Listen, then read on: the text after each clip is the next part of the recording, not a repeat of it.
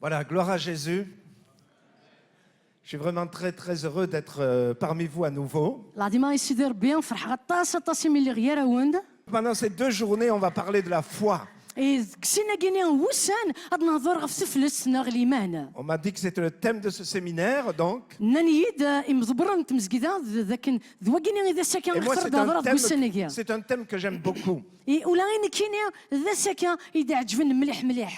Parce que vraiment, sans la foi, on ne peut rien faire. La foi, c'est quelque chose d'essentiel dans notre marche avec Jésus. Et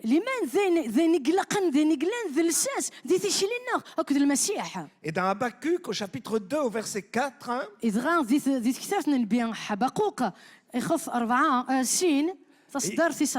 et il nous est dit que mais le juste vivra par la foi. Le juste vivra par la foi. Dans Romains au chapitre 1er, je vais rapidement quelques versets comme ça.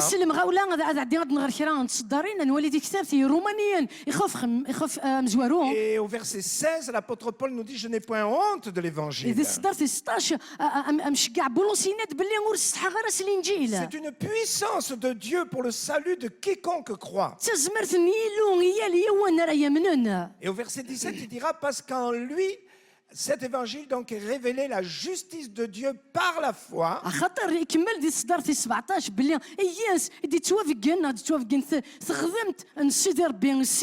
Et pour la foi, selon qu'il est écrit, le juste vivra par la foi. Dans la lettre aux Galates, au chapitre 3, et au verset 11, il nous est dit que nul ne soit justifié devant Dieu par la loi. Vous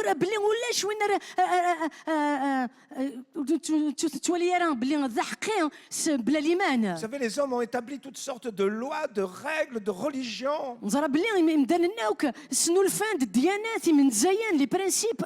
Mais tout ça, c'est ce que nous pouvons faire pour nous approcher de Dieu. Mais notre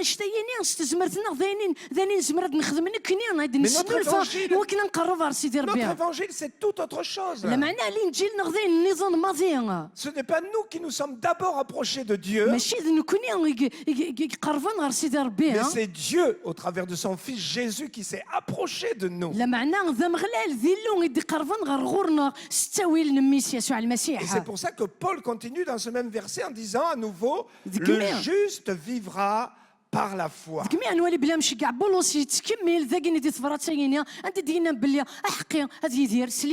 Toute notre force, toute notre capacité, elle est dans cette démarche de croire. Et encore dans Hébreux 10, je lis quelques versets, Hébreux 10. Au verset 36, il nous est dit, vous avez besoin de persévérance.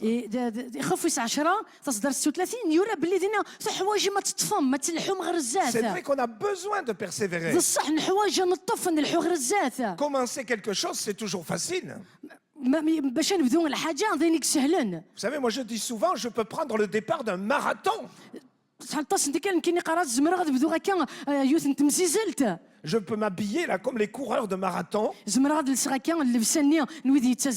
vais être sur la ligne de départ. Je vais faire un peu la star devant les photographes qui sont là. Et je vais prendre le départ du marathon. Mais sur la ligne d'arrivée, vous ne me verrez jamais arriver. Alléluia. Vous comprenez, c'est pour ça qu'on a besoin de persévérer. Et nous pouvons persévérer comment? Dans ce verset 38, il nous est dit, mon juste vivra par la foi. Alléluia. Un peu plus loin au chapitre 11 et au verset 6, on a cette parole tellement claire.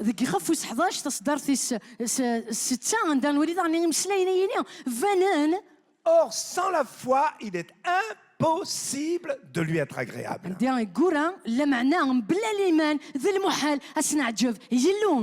Il peut y avoir des manquements dans nos vies. Nous ne sommes pas parfaits, nous cherchons à aller vers la perfection. Mais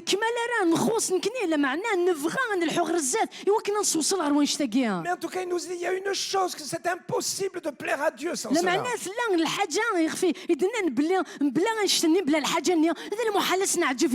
C'est la foi. La foi.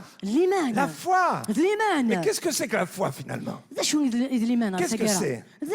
Au verset 1er de ce chapitre 11, on a une bonne définition. Il nous dit, la foi est une ferme assurance des choses qu'on espère. Une démonstration de celles qu'on ne voit pas.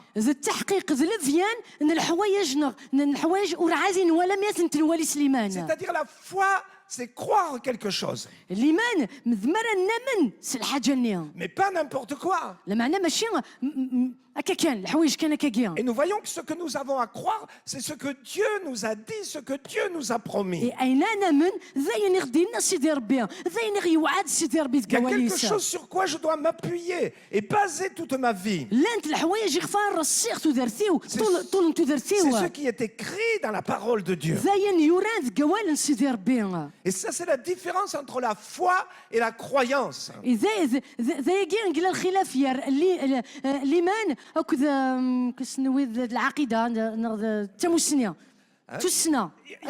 y a beaucoup de gens comme ça, on leur demande s'ils croient en Dieu, ils nous disent oui, je crois en Dieu.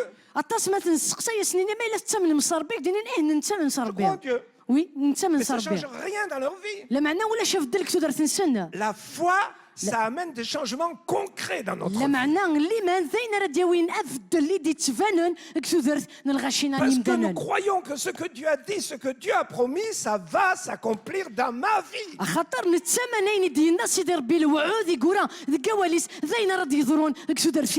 Et je voudrais que pendant ces journées, on voit quelques promesses que Dieu nous a faites dans sa parole. Et je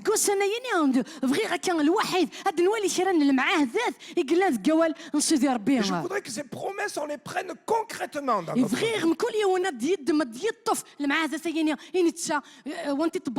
La foi, c'est quelque chose qui se pratique, qui produit des changements en nous. Vous savez, chez nous, en France, il y a des gens qui nous disent « Je crois, mais je ne pratique pas ».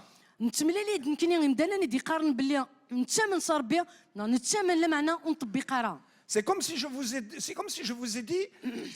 disais plutôt, je suis un footballeur, mais je ne joue jamais au football. C'est insensé. Et Dieu nous montre dans sa parole. La foi nous amène à prendre des positions dans nos vies. Et ces positions vont faire que ce qui est écrit dans la parole va se réaliser pratiquement dans ma vie. Et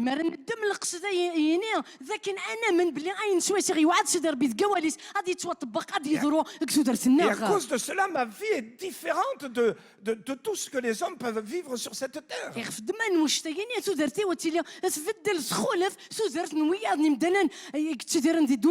Alors la première chose que je voudrais mettre devant nous ce matin, c'est de prendre position par la foi face aux circonstances que nous rencontrons dans notre vie.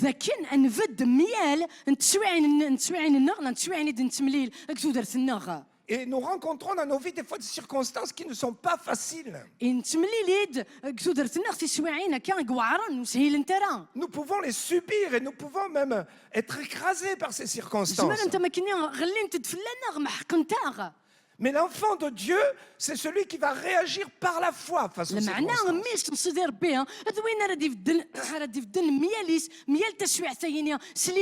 Et Dieu veut nous apprendre cela. Jésus a commencé à l'apprendre à ses disciples. J'aimerais qu'on lise un récit bien connu dans Matthieu au chapitre 8.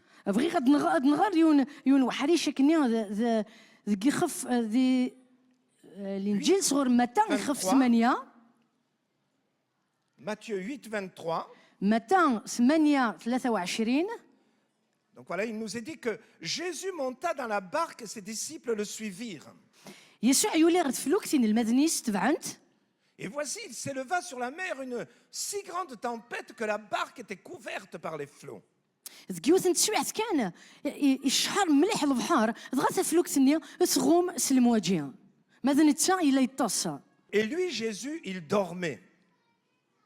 يسوع المسيح إلا يطص ماذا نتسا إلا يطص. Les disciples s'étant approchés le réveillèrent, je dirais même le secouèrent et lui dirent Seigneur, sauve-nous, nous périssons. قربان غورسين المدنيس سكوينتي تغنى الناس السيدي سلتيا غنماس. Mais Jésus leur dit Pourquoi avez-vous peur, gens de peu de foi?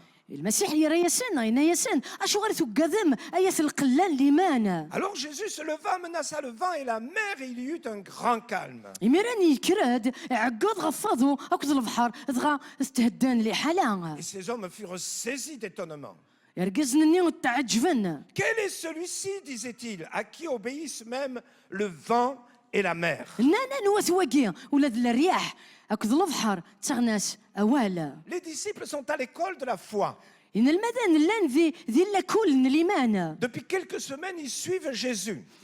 غرسان كان وسان نثنين طفران يسوع. Et Jésus veut leur apprendre à vivre justement par la foi. يسوع المسيح يبغى سني الصحفاض سني السلماد أما كان غادي يدير سليمان. C'est pour ça que Jésus va permettre qu'ils se trouvent pris dans une grande tempête. ذكمي يسوع المسيح يعمل ذاك الدفني ما ننسن ديت لمست اني وثنت بوشيضانت. Et au travers de cela, Jésus va leur enseigner la marche par la foi. إذا شوية جا يسوع المسيح أسني السلمد نغي السلمد أسن أم كان اللحون سليمان. Écoutez, je voudrais vous expliquer quelque chose. جتي ونتفهم غير الحاجة.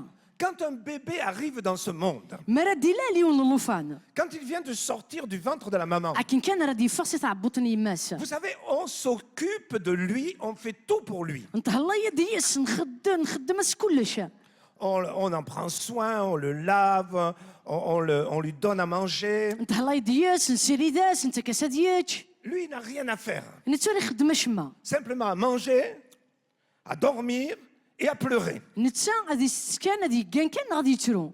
Mais maintenant, ce bébé, il va grandir. لا معنى ثورة اللوفان غيني غادي يمغور. Et si même quand il arrive à l'âge de 1 an, il ne sait pas faire plus, يغسكني مرا يلحق مرا يسعو يونس كاس مازال وريتي السينا راه اطاش الحوايج. ça va commencer à poser un problème. معنى تبدو ذغني شر وقورنا. S'il a 2 ans et qu'il n'arrive même pas à manger tout seul, معنى غادي لي وقور كان غادي يلحق يونس ça كاس va مازال poser un problème. مرا يلحق كاسنا عامين Et si مازال finalement il a ويستر 6 وحداش. ans, s'il a 6 ans, 7 ans et qu'il fait toujours dans des couches, معنى دغني ما الا يلحق 6 سنين 7 سنين مازال يتشرى الى كوشينس. on va se dire il y a quelque chose qui ne va pas chez بلا cet شك enfant. كانيني بلي اللوفاناكيني يخوصي لا واشو يتخصن. Je prends cet exemple pour nous faire comprendre comment Jésus va nous faire grandir dans la هذا foi. دماغ المثل يعني وكنا ونتفاهم ام كي الحويدنا يسوع المسيح وكنا غير السلم دم كيران الحو ذي ليمان سليمان. Au début, quand nous venons à lui, il va faire tout pour nous. مرانا منيس دي تزوارا نتسا غادي يخدم كلشي يخدم كلش. Parce que nous avons besoin d'apprendre de lui. خاطر الحوايج ندم نطف صغوراسا Nous n'avons rien à lui apporter. ولاش نشرى سدنا وين Et كونيا. des fois, même quand nous sommes venus à Jésus, on ne le cherchait même pas. C'est lui qui est venu nous bousculer un petit peu dans notre vie. غاسك ني مرانا من يسوع المسيح ماشي كني تنادينا ما كنيا فلاس معنا نتسا دي تسنا ما كنيا يزكرا غير الزات. Moi, je viens d'une famille où vraiment on ne connaissait pas du tout Jésus. اللي كنيا كي غتقول انت واشول تندا وسين راك المسيح. On vivait vraiment loin de Dieu, même, je dirais, en ignorant Dieu. انت عايشين نبعد غف سيدي ربي ونراروك استخبار يسا. Moi, j'aime donner cet exemple. Hein. يمكن حمله غتفكر المثل كاع. J'avais un de mes grands-pères. ساعي ونسي الجدودي. Lorsque j'étais avec lui et qu'on entendait sonner les cloches de l'église catholique à côté de chez nous, مرة اللي تفاغي سكان كفرا ودنسى لكان يتناقصين انت مزداين تا كاتوليك تنطون. et il me disait, tu sais petit, qu'est-ce que c'est ça? يقاري تزريد امي ذا شو تواقيا. Je disais, non papa, je sais pas ce que c'est. قراسو زري غير C'est un جدي. tout petit garçon. اللي يمكن اذا مشطوح. Et il me disait, ça c'est le curé qui appelle les imbéciles à aller lui donner de l'argent. يقاري دواقيني هذا مكسا انت مزداين تكسا ولا يمجهال ايوا كنا داس ناس فكنا فكني سورديان. Voilà, ça c'était mon instruction religieuse. هكا قد كيران كيني يحفظنا فين يعني الديانه. dans notre famille beaucoup d'alcoolisme, de misère, de détresse. Les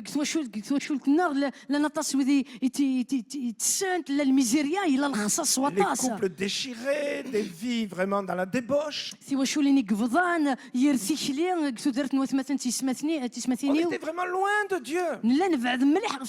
On ne cherchait pas Dieu. Et même la première personne que Dieu a touchée dans notre famille, c'était un homme qui ne voulait jamais entendre parler de Dieu. Cet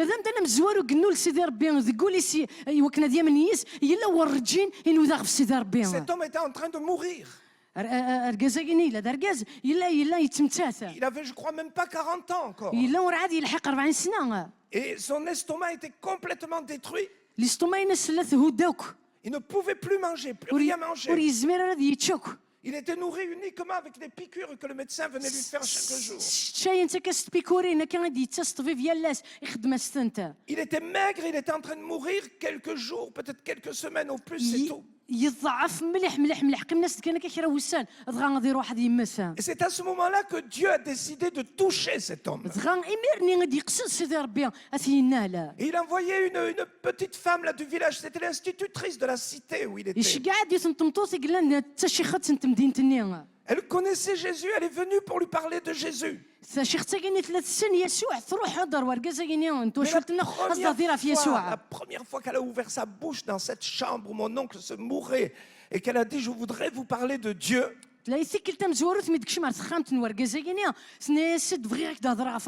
mon oncle l'a arrêté.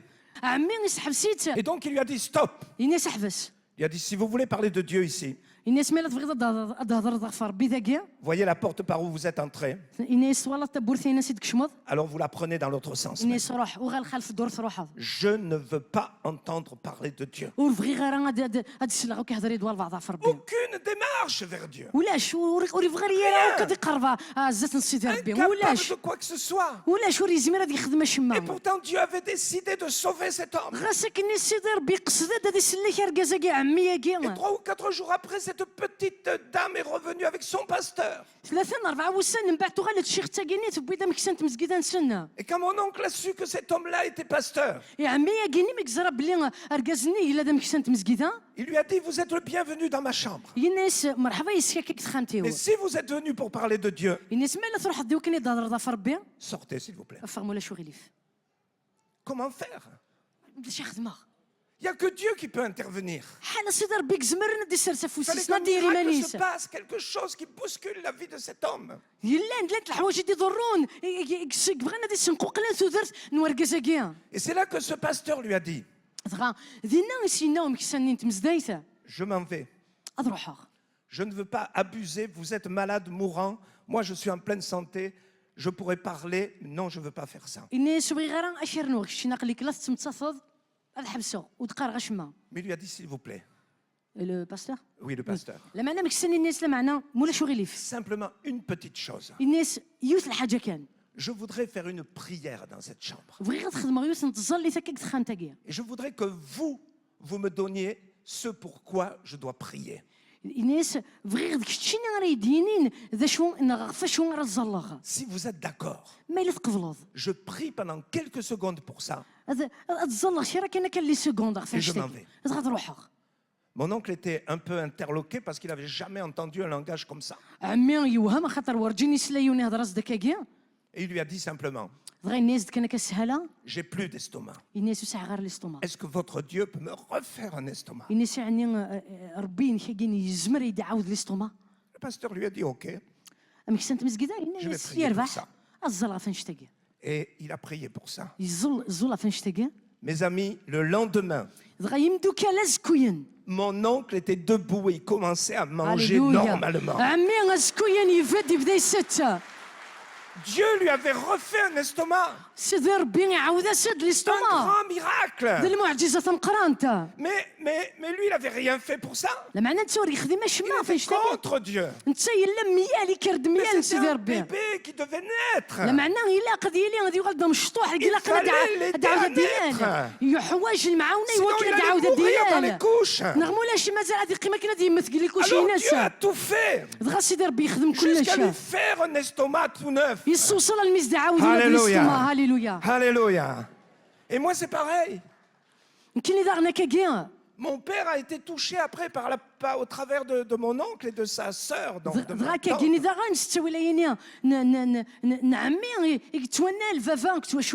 Mais quand mon père m'a dit qu'il avait rencontré Dieu, je ne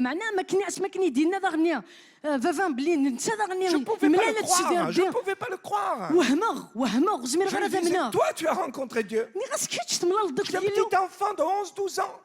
Mais j'avais pas beaucoup de respect pour mes parents. Et donc, quand il m'a dit, j'ai rencontré Dieu, je lui ai dit, mais cette fois-ci, c'est l'alcool qui est monté au cerveau. Il est fou. Parce que je ne pouvais pas croire que cet homme avait rencontré Dieu. Je lui ai dit, mais hé, toi, tu vas jamais à l'église. Même quand il y a un enterrement, que tu es obligé d'aller à l'enterrement. Tu rentres même pas dans l'église, tu restes devant la porte. Et tu dis, pendant que le curé fait ses trucs dedans, moi je fume ma cigarette dehors. Toi, maintenant, tu viens me dire, tu as rencontré Dieu. Mais j'ai vu que sa vie avait changé. Il y avait quelque chose qui s'était passé. Et moi-même, je ne voulais pas de ce Dieu. Pendant au moins 6 ou 7 ans, j'ai résisté à l'appel de Dieu. Mes amis.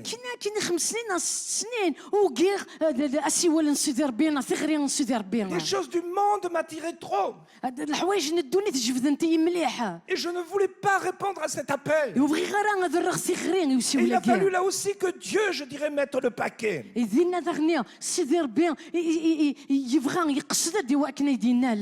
vais vous dire une chose, si vous qui avez des enfants qui sont loin de Dieu. Je vais vous dire, priez et continuez à prier jusqu'au bout. Vous savez, mon père m'avait dit, tu vas venir à Jésus, il faut que tu viennes à Jésus. Moi, j'avais dit jamais de tes histoires dans ma vie. Et plus le temps passait, plus je m'enfonçais dans le péché. Mais lui, un jour, il m'a dit quelque chose. Il m'a dit, écoute bien, je veux que tu saches ceci.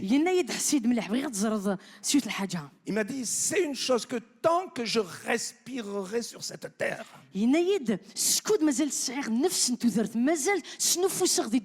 chaque jour, je prierai pour toi, pour que tu viennes à Jésus. Ça m'a touché. Parce que je me suis dit, mais cet homme, il croit vraiment à ce qu'il fait là. Et jusqu'au jour où Dieu m'a arrêté. J'avais rien fait pour ça aussi. Au contraire, j'étais sur le chemin opposé de Dieu. Mais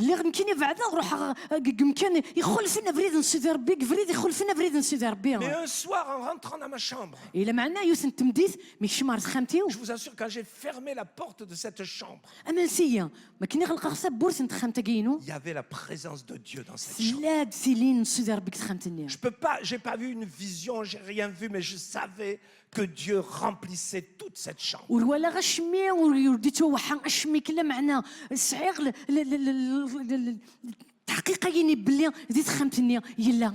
Je peux pas vous l'expliquer, mais je sais, il était là. Et je ne pouvais plus faire le malin maintenant. Et Dieu m'a dit quelque chose. C'est pas une voix que j'ai entendue, mais je sais que dans mon cœur, Dieu m'a dit. Il m'a dit, ça fait longtemps que je t'appelle. Ce soir, c'est toi qui choisis maintenant. Ou tu m'acceptes dans ta vie, ou je te laisserai tranquille et tu t'enfonceras dans le péché autant que tu veux. Et c'est ça qui m'a fait que cette nuit-là, j'ai donné ma vie à Jésus. J'ai répondu à son appel. Dieu m'a dit, tu seras mon serviteur. Mais j'ai rien fait pour cela. Mais vous savez, c'était le bébé qui était en train de naître. Et dans nos villes, il y a des interventions comme ça. Où on ne fait rien et on voit des grandes choses. Mais c'est parce qu'on a besoin de ça à ce moment-là, comme cet enfant qui est en train de sortir du ventre de sa mère. Mais il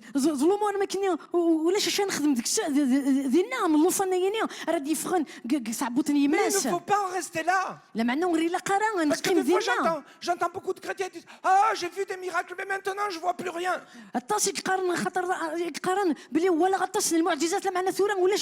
Qu'est-ce qui se passe? Est-ce que Dieu ne fait plus rien? Je veux vous dire, bien-aimé, c'est parce que tu es né. Tu es né. Et maintenant, tu es en train de grandir.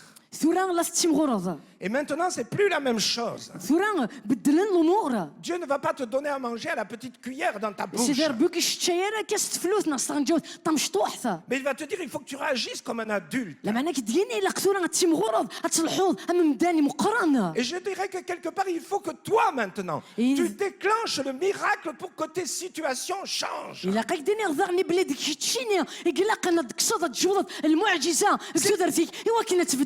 C'est à toi de le faire. Dieu ne te considère plus comme un petit bébé. Et vous voyez cette nuit-là, les disciples étaient morts de peur. Mais mes amis, pourtant, ce n'étaient pas des apprentis marins. Pierre, André, Jacques, Jean, c'était des pêcheurs. Pêcheurs de poissons. Ils savaient ce que c'était que la mer. Ils savaient ce que c'était qu'une tempête. Moi, j'ai passé une partie de mon enfance au bord de la mer. Et mon père avait une petite barque comme ça. Et des fois, ça arrivait qu'on a été pris vraiment avec des vents violents. Alors qu'on était en train de naviguer avec cette petite barque. Et moi, enfant, j'avais peur. Parce que je voyais cette barque tout d'un coup qui descendait comme si elle allait être engloutie dans les eaux. Et puis après, il arrivait un point où elle remontait, on ne voyait plus que le ciel. J'avais peur comme un petit enfant de 8-9 ans. Mais mon père qui était là derrière, à 3 ou 4 mètres derrière moi, il tenait le gouvernail. Et il me disait, n'aie pas peur. Tout va bien. Même tout d'un coup, il y avait l'eau qui passait dans la barque. Mais mon père me disait, ne crains rien, c'est rien. Tout va bien. Mes amis, c'était ça, Pierre, Jean, Jacques, André, c'était des gens de la mer.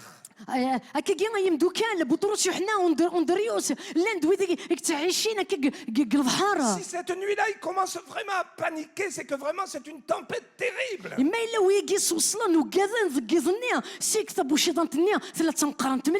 Mais ce qui est étonnant, c'est que Jésus est là, il dort. Il ne s'occupe même pas de la tempête. Et lorsque les disciples vont le secouer pour lui dire, on est en train de périr là. Jésus va leur dire, mais vous êtes des gens de peu de foi. Alléluia. Si j'avais été là, j'aurais dit à Jésus, non mais écoute, un peu de foi, t'es marrant toi. Hein? On est presque en train de couler, là, de mourir. Mais Jésus était en train de leur apprendre que quand il y a des tempêtes qui viennent souffler sur nos vies, qui viennent bousculer nos vies, même si des fois on a l'impression qu'on perd pied, qu'on n'y arrivera plus, que c'est foutu, Jésus veut nous apprendre à ce qu'on reste calme. يسوع المسيح يبغى غير الحفاظ غير السلمذ ذاك نتهدن ولا ونناغ. Parce qu'on a la foi en lui. خاطر نسعى الإيمان. Alléluia. Alléluia. Quelle que soit la situation. هاكن تبغوا ثلاث سوايع. Il y a un petit chant, je ne sais pas si vous le connaissez, qui dit parce qu'il vit, je n'ai rien à craindre. Mes lendemains sont assurés entre ses mains. Il tient ma vie pour ce temps et l'éternité. Je sais qu'il vit. Alléluia. شنايني كان كنسمع ولا يقرا خاطر الزريغ Merci, بلي je savais que j'étais un très bon chanteur. Hein. Je vais juste le traduire, résumer زرغ بلي تدرتي بيا فاسني إسلا وسعير ذا شارع وكذا هكا سوزي بوال. Et souvent, je chante ce chant quand il y a des difficultés qui surviennent dans ma vie, dans le ministère. Je ne veux pas regarder essentiellement les difficultés. Mais je veux regarder celui qui est au-dessus de tout cela. Celui qui est là, à côté de moi, dans la barque. Et même si parfois il me semble qu'il dort, je sais qu'il a la situation en main. Alléluia. Vous voyez, quelque temps après, dans une situation semblable, les disciples se retrouvent sur la mer de nouveau au milieu de la nuit, ballottés par une tempête.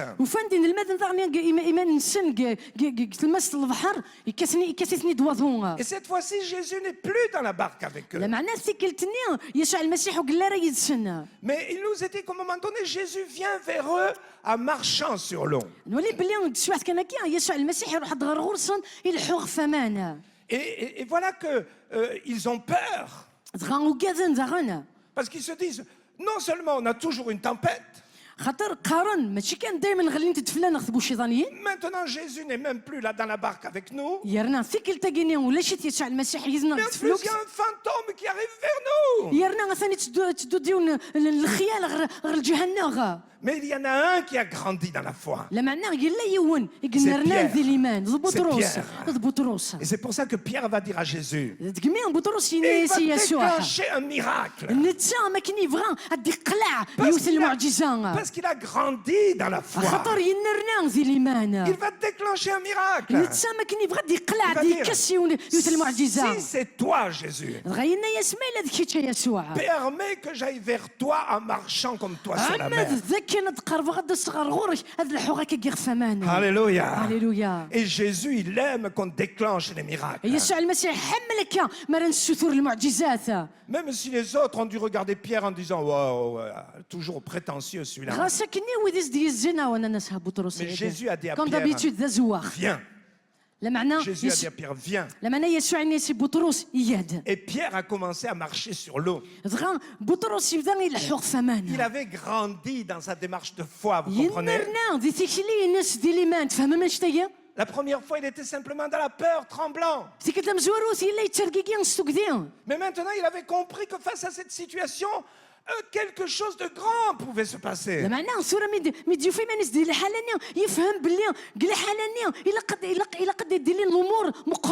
c'est pour ça qu'il demande quelque chose mais d'invraisemblable. De marcher sur l'eau. Non, c'est pas que Pierre voulait faire du théâtre ou du cinéma. Il a grandi et il déclenche un miracle.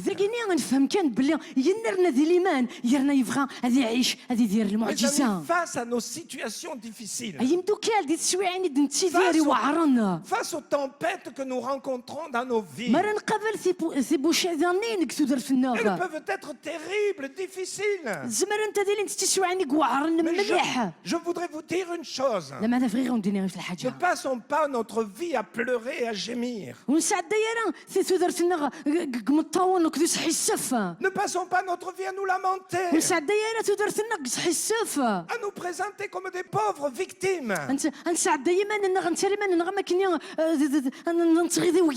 Mais plutôt déclenchant le miracle de Dieu. Qui va faire que ces tempêtes vont se transformer en bénédiction. Alléluia. Alléluia. Alléluia. Parce que nous ne sommes plus des petits bébés spirituels. Si tu entends l'évangile peut-être pour une des premières fois ce matin ici, je voudrais te dire, Dieu va peut-être faire un miracle extraordinaire que tu n'attends même pas.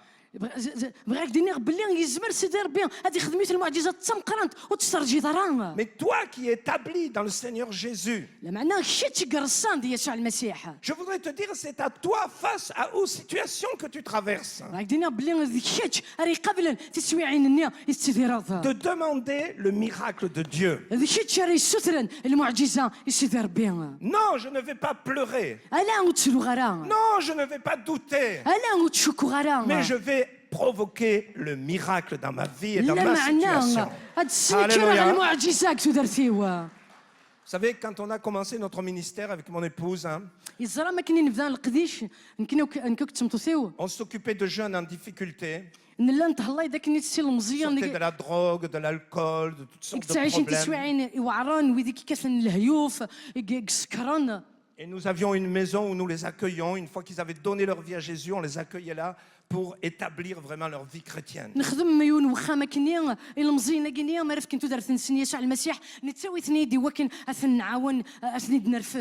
Et c'était une maison vraiment où on avançait par la foi. Et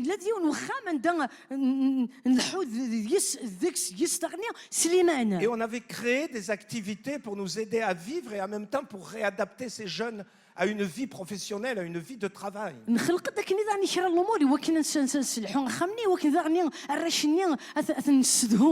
Et comme c'était à la campagne, on avait un très grand jardin où on produisait des légumes. Et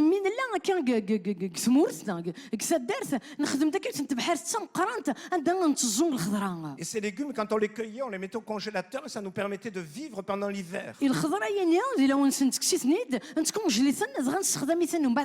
Cette année-là, c'était une année de sécheresse terrible sur la France. Tout le pays manquait d'eau. Parce qu'il ne pleuvait plus. Et nous avions un champ de haricots. Pas à peu près comme la grandeur de cette salle.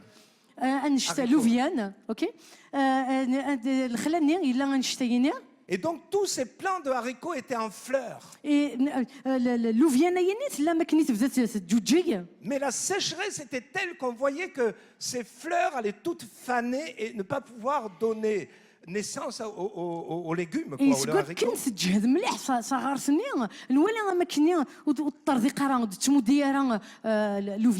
Et c'était terrible tous les matins quand on se levait, le ciel était bleu, pas un nuage. Pas la moindre ombre d'une pluie qui pouvait arriver.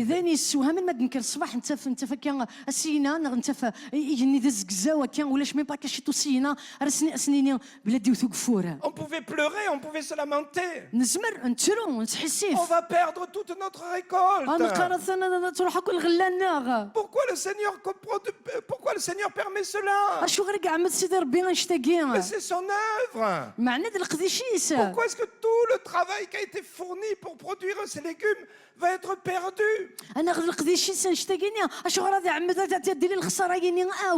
Mais on a décidé de réagir autrement. On a décidé, on va demander le miracle de Dieu. Et on a dit, on va prier pour que la pluie tombe sur nos haricots. Alléluia. Alléluia. Alléluia, je vous assure, 2 jours, 3 jours ont passé. Tous les matins, pas un seul nuage à l'horizon. Et puis finalement, un jour, on a vu arriver un petit nuage dans le ciel. Mais ça avait quelque chose d'incroyable. Il n'y a que Dieu qui peut faire des choses comme ça. Ce petit nuage, tout doucement, il est venu au-dessus de notre champ. الشيطان سينا يقرب الحود على مدي الحق السفلى وشالني غندي نزا لوفيانني. Et bien sûr vous devinez la suite. بلا شك Quand il était sur le champ, la pluie a commencé à tomber sur notre champ d'haricots. Je vous assure, mes amis, ça a étonné tout le village. Parce que notre champ avait reçu la pluie. Mais si vous alliez à 30 ou 40 cm au-delà de ce champ, la pluie n'arrivait plus. Les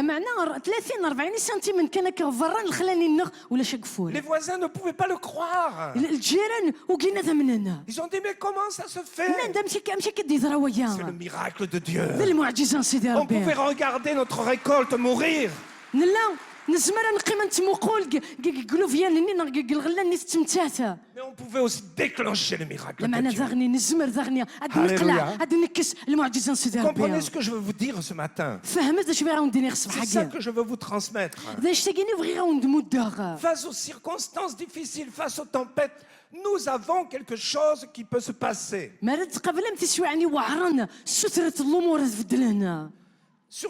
Dans cette même période, j'avais des gros problèmes à ma colonne vertébrale. Si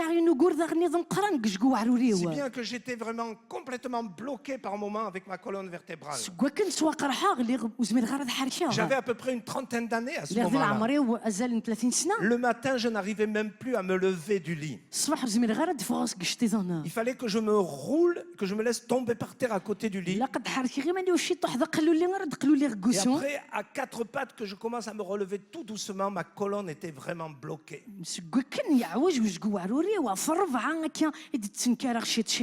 On a été voir le médecin. On a fait tous les examens. Et finalement, le médecin nous a donné son verdict. Le verdict du médecin était juste. Il nous a dit, vous avez des gros problèmes. Il m'a dit, vous avez des gros problèmes à votre colonne vertébrale. Parce que les disques se touchent et c'est ça qui fait la douleur et le blocage.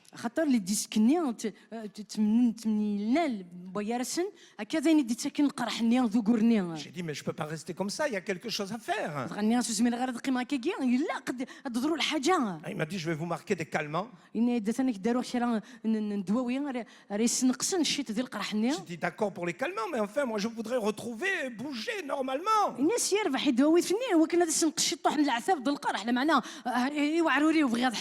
Le médecin m'a dit, vous savez, quand c'est usé, c'est usé. J'avais une trentaine d'années. C'était terrible. Je lui ai dit, mais peut-être on peut tenter une opération, on ferait quelque chose. Il m'a dit, c'est très risqué l'opération. Parce que vous risquez après de rester paralysé. Donc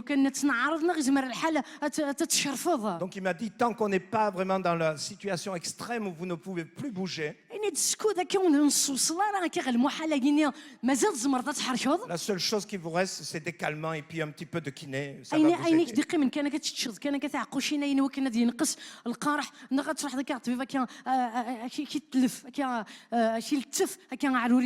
J'étais vraiment découragé en rentrant à la maison.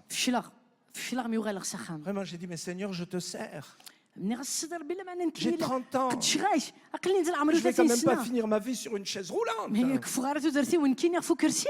Seigneur, tu es où? Mais qu'est-ce que tu fais? On est arrivé à la maison avec mon épouse.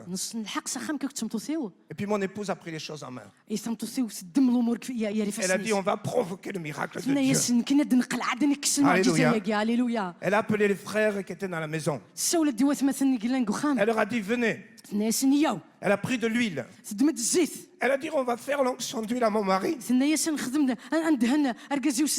faut que Dieu le guérisse maintenant. On aurait pu se lamenter, gémir.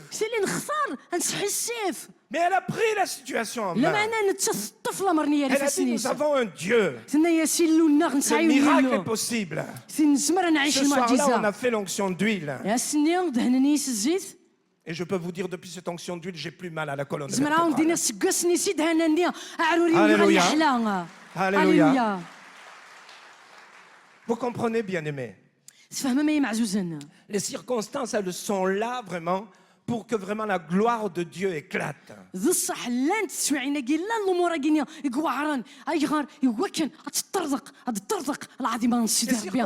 peuvent nous écraser. Mais si nous les prenons par la foi, elles peuvent nous élever et élever Jésus au travers de nous. Je ne connais pas tes circonstances ce matin. J'ai cité des exemples comme ça. Moi, j'aime beaucoup les exemples. J'en ai beaucoup. J'en ai beaucoup parce qu'après 40 ans de ministère, c'est pas les marques de l'intervention de Dieu qui manquent. Et j'aime illustrer la parole de Dieu avec tous ces exemples qui sont des choses vécues. Et ce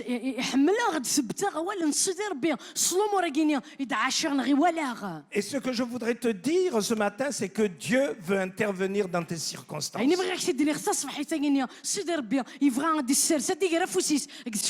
Simplement, il te faut croire sa parole. Croire sa parole. C'est ça la foi. Envers et contre tout. Tout à l'heure, je vous parlerai dans la prochaine guérison de la foi qui guérit les maladies. Mais quelles que soient tes circonstances, demain j'aimerais vous parler aussi de la foi dans notre vie professionnelle, de la foi dans nos finances. Dieu veut nous bénir dans tous ces domaines. Il faut qu'on réagisse. Il faut qu'on fasse ce qu'on a à faire. Qu'on prenne la parole de Dieu. Et qu'on dise, Seigneur, cette parole que tu as écrite, je la crois. Les circonstances qui veulent m'arrêter ne vont pas m'arrêter. Parce que tu es Dieu et parce que tu fais des miracles. Et je vais te dire, la tempête ne va pas t'avaler. Mais c'est toi qui vas marcher sur la tempête. Comme Pierre a marché sur la mer. Ça ne se fait pas tout seul. Je vais souvent en Afrique noire, donc en Afrique subsaharienne.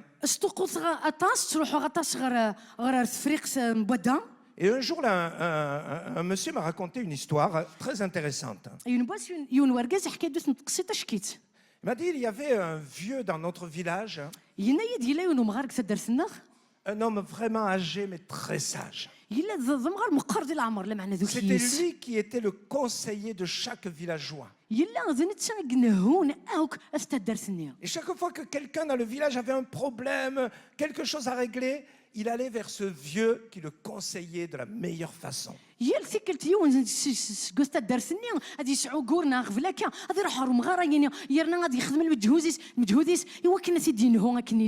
voilà que dans ce village, il y avait un jeune qui est parti à la ville pour faire des études.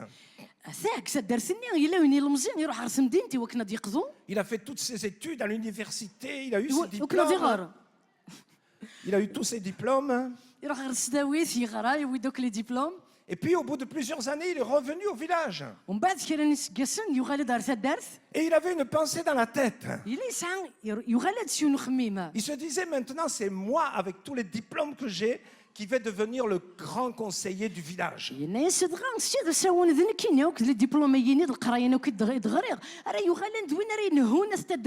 Ce vieux-là, il ne sait même pas écrire. Donc moi, je le surpasse maintenant avec toutes mes connaissances. Et donc, il est arrivé au village avec l'idée de défier ce vieillard. Et un soir, alors que tout le village était réuni, il avait fait un plan dans sa tête. Et il se disait, ce plan ne peut que marcher. Donc il a pris un papillon. Il a mis dans sa main comme ça. Et il s'est approché du vieux. Et devant tous les villageois réunis, Il a dit, je vais montrer que le vieux peut se tromper.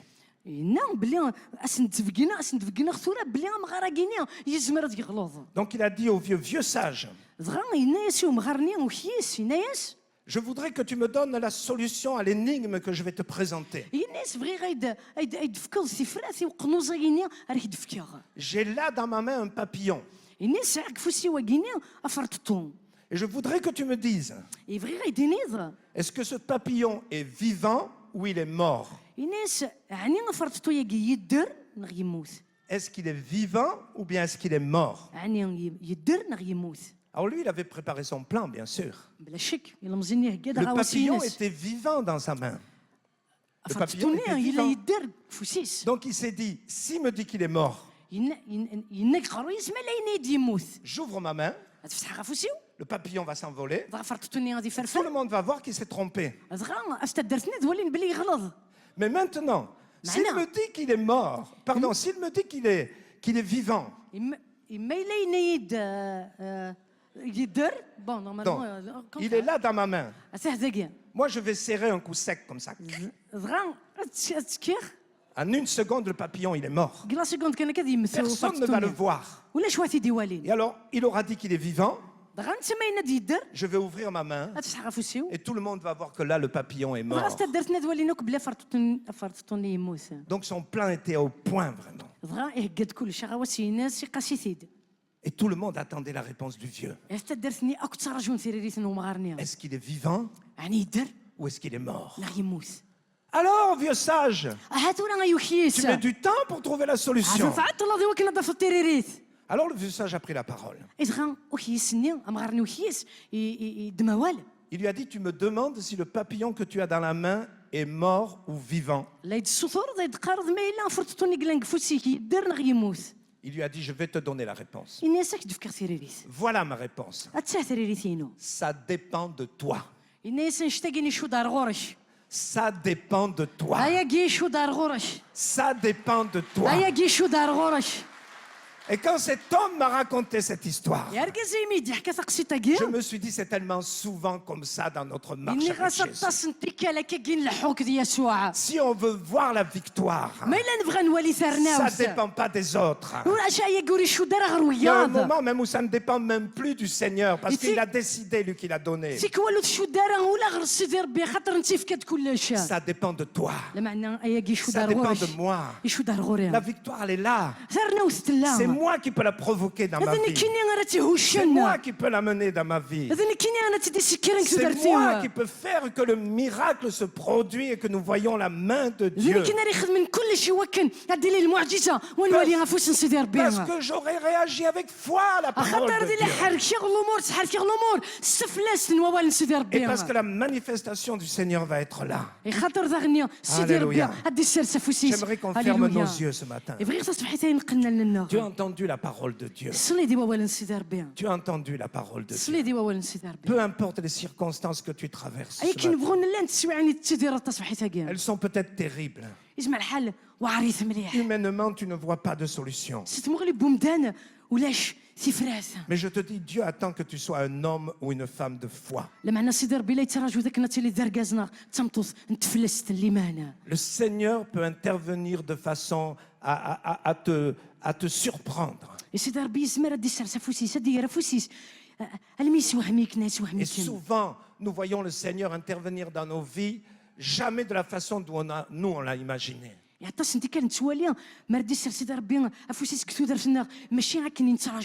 Je voudrais que ce matin, toi qui as eu des situations difficiles dans ta vie,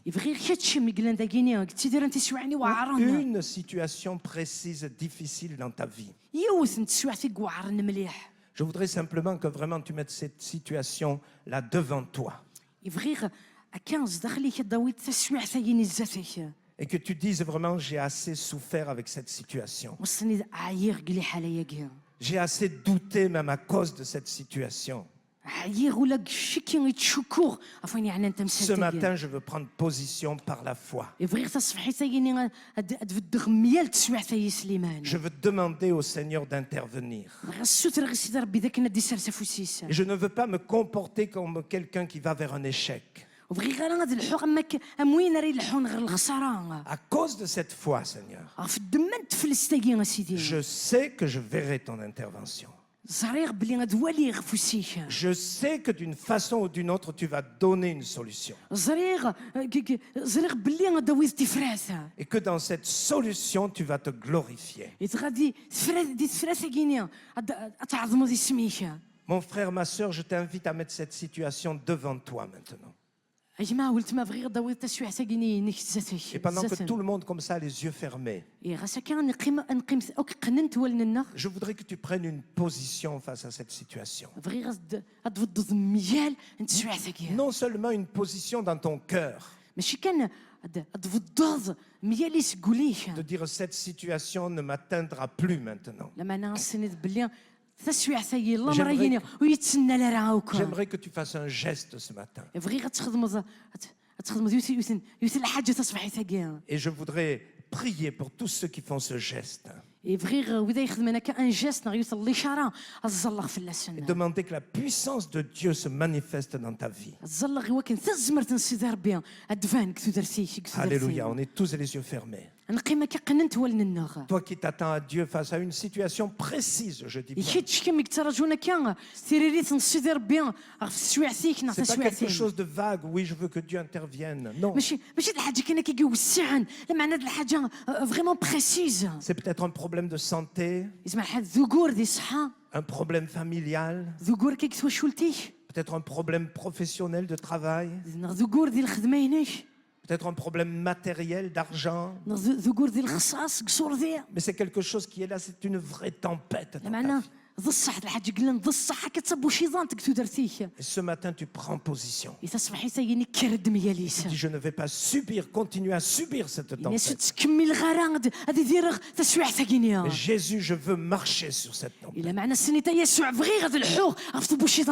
Simplement, pendant qu'on a tous les yeux fermés, lève ta main, toi qui es décidé, et garde ta main levée. Garde ta main levée, s'il te plaît. C'est bien quelque chose de précis qui est là.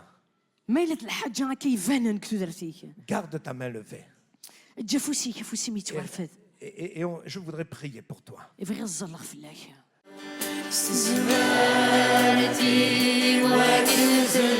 Inès, سوليو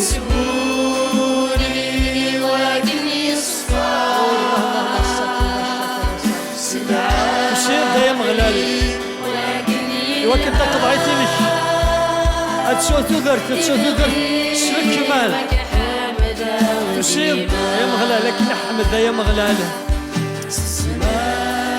إناش تكلت النظر ما قريت دي نقاطك الحمدي استثمرتي تشاب اجتي مظن الروح اكتي لي دماون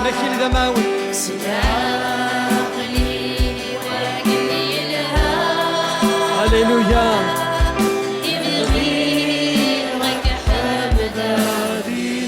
يا ليون دقنا غادي فرصة قلت سيدي حمده ما غلال سيدي ربي سيدي ربي قلي دا بابا ربي بغاك حمده بهاد سالي الشاند العزيك شيني كان وحدك السيد السياد هيا قليتن كيتش اخي تكسن فاد سيدي ربي ما ذكتش اخي تكسن اللاز الميدا مكسنا غير تماك وريحي تخصها ويهرا غيا مغلان دا مكسا العالي غايت الليض اي سيدي ربي دا مكساينو هاليلويا تكذي دايا مغلال شنو هو دايا مغلال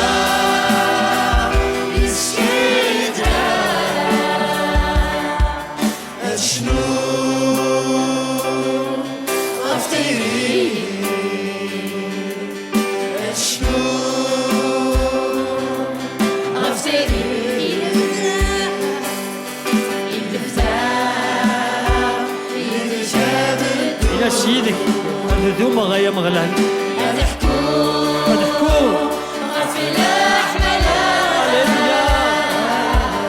يسوع اسمك يسوع السخاء اسك يا مسلام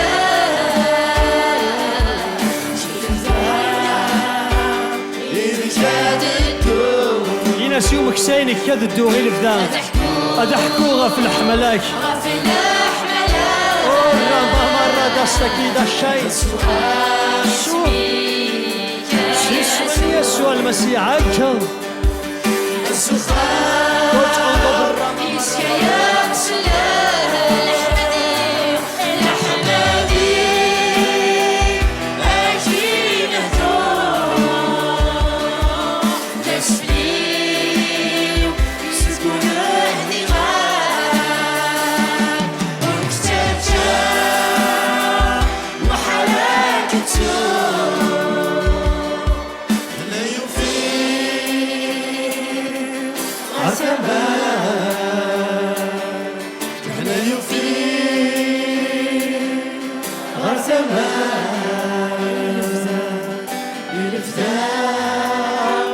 يذكى بالدور أضحكو غفل حملاك أضحكو غفل الأحملة يسوع اسمك يسوع السخاء اسك يا مسلام يذكى بالدور شيت عند بالراما ينتي أضحكو لو الراما ما غفل صار الأحملة السخاء اسمك يسوع هذا من الوهد السخاء هذا السخاء اسك يا مسلام يدك كذا الدوغا يا مغلان لحمدي كنت انظر بالراما ما ينتي السيد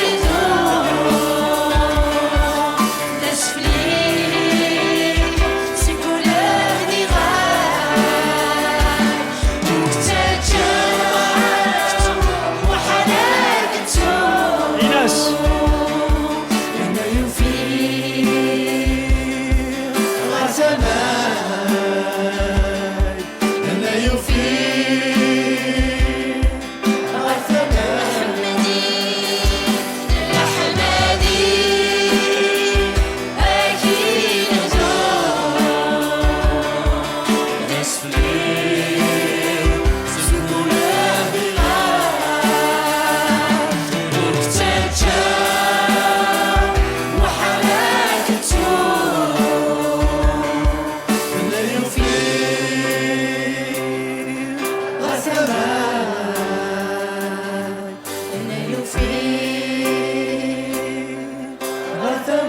هنا يفي غار تماكس